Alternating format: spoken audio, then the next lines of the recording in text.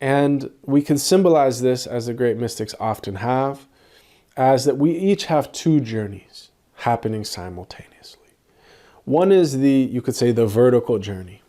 And if you were going to plot your life story, you would plot it where you were born, where you went to school, where you were educated, when you had your first job, when you got married, when you had your first child, etc., etc. This is the vertical, outer journey.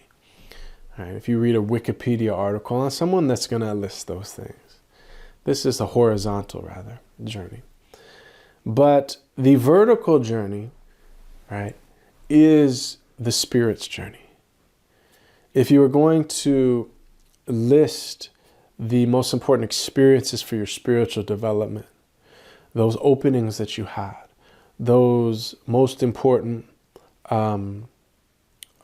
developments that you had in your spiritual life, this is this.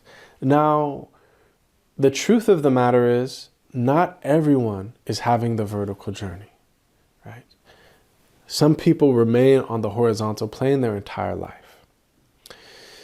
In other words, they do what society says. They go to school, they get a job, they get married. They may try to be a virtuous person and these type of things, but they don't feel a calling to the spiritual life. They don't feel a calling to truly develop and realize the true nature of their existence in this world. Not everyone gets that calling, you could say. And so the ones who do get that calling, it's a type of awakening. It's a gift. It's a calling that says, wait a second, there must be more than just striving for the 2-car garage and the white picket fence. There must be a higher purpose that I have, a higher reality, a higher nature, in fact, that I intuit, that I could access.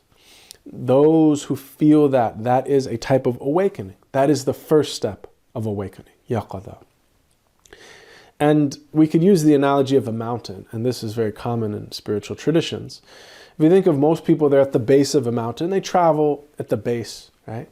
And they go to this town and this market and that house, etc. But they may look up at the mountain and say, oh, there's the beautiful mountain. But they don't seek to ascend it. Whereas the ones who get the awakening, that first awakening, is a call to ascend the mountain. Now, of course, there's an analogy because the mountain is in you. The mountain is your own self. And there is a sense that all of these wisdom traditions, they have the path of salvation, which is the outer, try to be a good person, right?